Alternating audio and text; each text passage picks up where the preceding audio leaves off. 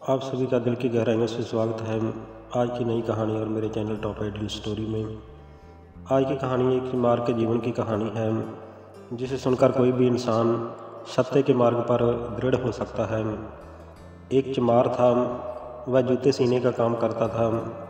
उस राज्य का जो राजा था, उसका जूता भी वह चमार ही बनाता था। लेकिन वह चमार बहुत ही गरीब था और एक शूद्र होने की वजह से बड़ी जाति वाले लोग उसे अपने कुएं से पानी तक भी नहीं लेने देते थे, किसी चीज़ को छूने नहीं देते थे, क्योंकि उस वक्त छूत छात का बहुत ही बोलबाला था।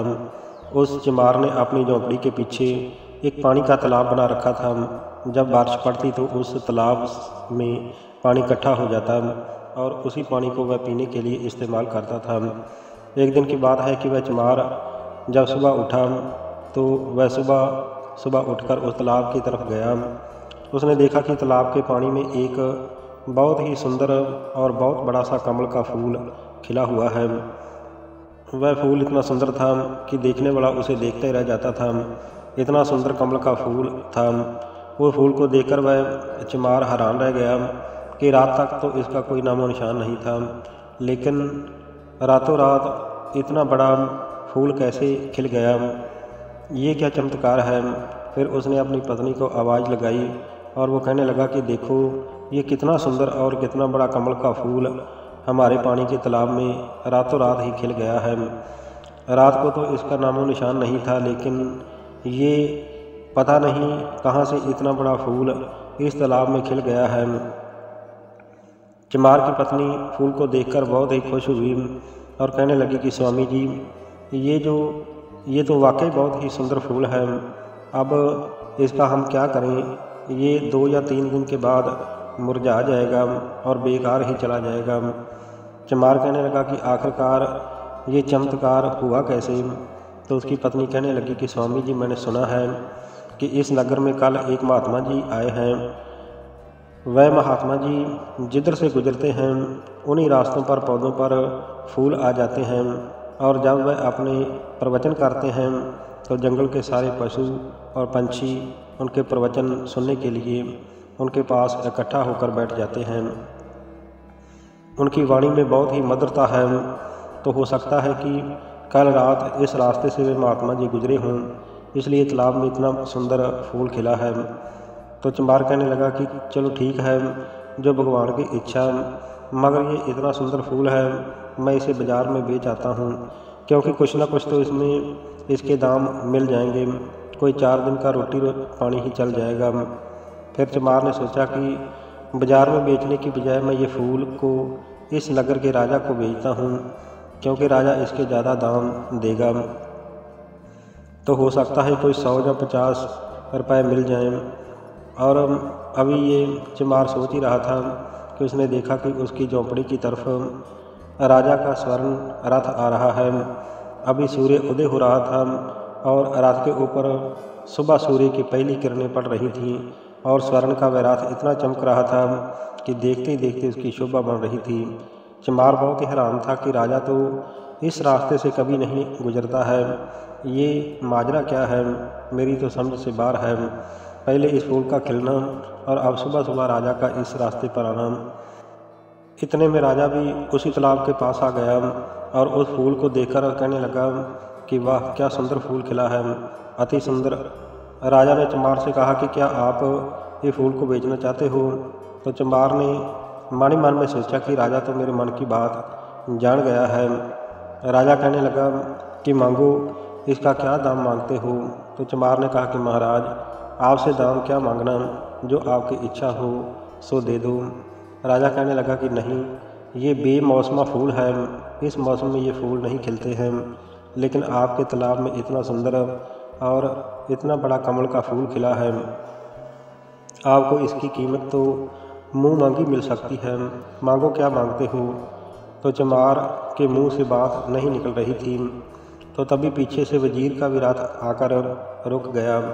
वजीर कहने लगा कि महाराज, ये फूल मैं खरीदना चाहता हूँ, क्योंकि मैं उस महात्मा जी के दर्शन करने जा रहा हूँ जो कल नगर में आए हैं। वह बहुत ही तपस्वी महात्मा हैं और मैं उनका कई वर्षों से भक्त हूँ, मेरा उनसे दिल का रिश्ता है, वो मेरे गुरुजी हैं। राजा कहने लगा कि नहीं, मैं सबसे पहले आया हूँ। ये सुनकर वजीर कहने लगा कि मैं क्षमा चाहता हूँ महाराज, क्योंकि मैं इस फूल को आपके साथ अड़कर नहीं खरीद सकता हूँ, लेकिन इस बात का संबंध अंदर के प्रेम से है, इसलिए ये फूल कृपया आप मुझे खरीदने दें। वजीर कहने लगा कि चमार भाई, तुम ये फूल मुझे देना, महाराज को मत देना, क्योंकि ये तो आम लोगों की तरह ही दर्शनों के लिए जा रहे हैं, लेकिन मैं उन्हें अपना गुरु मानता हूँ और आप मुँह मांगी रकम ले सकते हो। अब चमार सोचने लगा कि मैं 1000 अशरफियाँ इसकी कीमत मांगता हूँ, और फिर अपने मन में डर जाता है कि इसकी तो 1 या 2 अशरफियाँ मांगने में भी लज्जा आती है। अगर 1000 अशरफियाँ मांग लूँगा तो राजा या वजीर नाराज़ ही ना हो जाएं। अभी इतना सोच ही रहा था कि उस नगर का बहुत ज़्यादा धनवान सेठ उसकी भी बग्गी आकर वहाँ पर रुक गई। तो सेठ कहने लगा कि मैं इस फूल को ख़रीदना चाहता हूँ। सेठ कहने लगा कि मांगो, इस फूल का क्या दाम मांगते हो। तो चमार से सेठ कहने लगा कि मैं आपको इसकी 1 लाख सोने की अशरफियाँ दे सकता हूँ। तो चमार फिर भी चुप था। सेठ कहने लगा कि मैं आपको इसकी 2 लाख स्वर्ण अशरफियाँ देने के लिए तैयार हूँ। चमार फिर भी चुप था, और वह सेठ भी इतना धनवान था कि वह राजा और वजीर दोनों को खरीद सकता था, क्योंकि उसके पास धन ही इतना ज़्यादा था कि धन की कोई सीमा ही नहीं थी। चमार अपने मन में सोचने लगा कि ये एक मामूली फूल है, और ये लोग इतनी बड़ी कीमत देकर जिस महात्मा जी के चरणों में इसे चढ़ाना चाहते हैं, वह महात्मा जी कितने बड़े तपस्वी होंगे, जिन्हें ये इतना महंगा फूल चढ़ाकर कौन सी शांति को पाना चाहते हैं, और ये फूल चढ़ाने से इन्हें कितना बड़ा सुख मिलने वाला है। फिर सोच कर चमार ने फैसला किया कि क्यों ना मैं ही इस फूल को खुद ही जाकर महात्मा जी के चरणों में चढ़ाकर वह शांति हासिल कर लूँ जो कि ये सब करना चाहते हैं। तो चमार कहने लगा कि मैं ये फूल नहीं बेचूंगा। उन लोगों ने चमार को बहुत लालच दिए, लेकिन उसने फूल देने से मना कर दिया। तो वह सब अपने अपने रास्ते पर चले गए। अगले ही दिन वह चमार उस महात्मा जी के दर्शनों के लिए गया।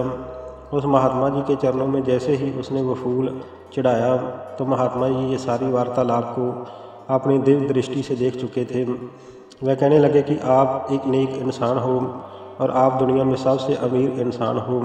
जो कि तुमने किया है वह शायद ही दुनिया में कोई इंसान कर सकता है, क्योंकि सारा संसार धन दौलत के पीछे दौड़ता है, लेकिन तुमने उस धन दौलत को ठुकराकर एक सच्ची शांति की खोज का रास्ता अख्तियार किया है।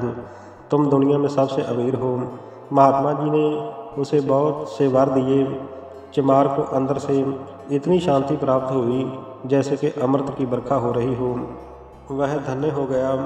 अब उस महात्मा जी को माथा टेक कर कहने लगा कि महाराज, आज के बाद मैं घर लौटकर वापस नहीं जाऊंगा, क्योंकि जो मुझे अंदर से शांति प्राप्त हो चुकी है, अब ये सुख मुझे संसार में कहीं नहीं मिलेगा।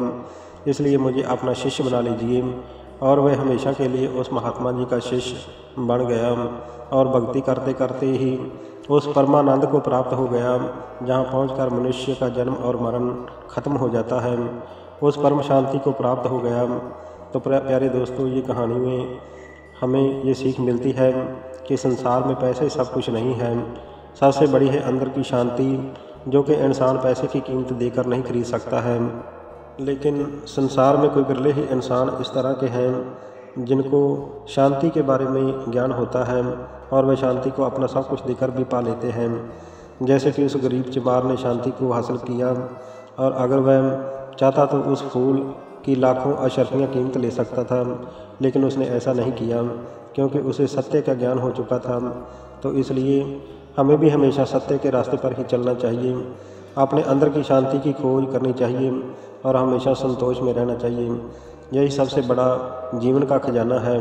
तो प्यारे दोस्तों, अगर ये कहानी आपको अच्छी लगी हो तो कृपया मेरे चैनल टॉप आइडियल स्टोरी को सब्सक्राइब जरूर कर देना। हमेशा अच्छा सोचो, अच्छा करो और खुश रहो। आप सबका बहुत बहुत धन्यवाद। वंदे मातरम। जय भारत।